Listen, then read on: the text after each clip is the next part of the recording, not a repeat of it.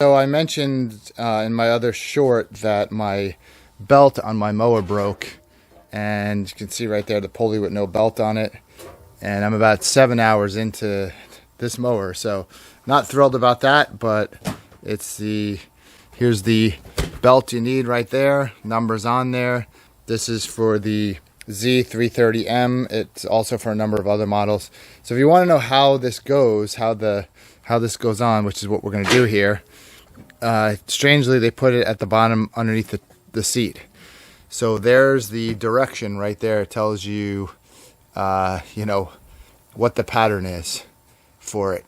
So probably should be able to tell with where the deck is right now. But what I'm going to do first, I'm going to lower the deck, push on that handle, and then lower the knob and bring it all the way down to the ground.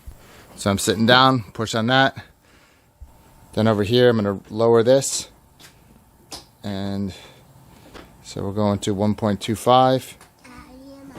And then drop that down all the way to the ground as far as it goes. So now that I have the deck almost all the way to the ground, to the lowest setting it'll go, I'll lift this up here, and I'll probably put a piece of wood back there to prop this up, and I'll look and see how this goes, which is exactly kind of how I assumed it would go. Now, if you have this type of problem, you want to see if it's just the belt wore out on you, which can't be with the short amount of time it was, or if there's some other issue. So when I put my new belt on, I'm going to move it around by hand and see if it's a pulley or something else. But the first thing I can do right here is just kind of spin the pulleys and see if I hear anything out of the ordinary.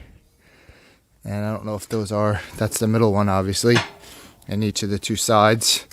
So I did that. I'm going to come over here and lift this one up, see if I see anything out of the ordinary too. Obviously that's just the belt making noise, but you can see how it's kind of shredded here. I don't know if it's this clip here, but you're going to want to look around. So again, we can see how this goes around here, around this one, and then it comes around this pulley. Then I think it would come around the front of this one. Alright, so it goes around the back and then comes around this back pulley here, which should be the side pulley. That comes around here, comes to the left side thing, goes around that, comes back around the inside of this one, comes around here, goes around that one, comes around, goes around that one, and then goes around that other one, and then comes back. And then that one. So that's it. That's how it goes. But Alright, so what I did was I took the other belt off, and so if you have a spot that just has a little bit of fraying and it's not fully disconnected, just chop it off. And I'll show you that one over here. It's just completely shredded at the bottom.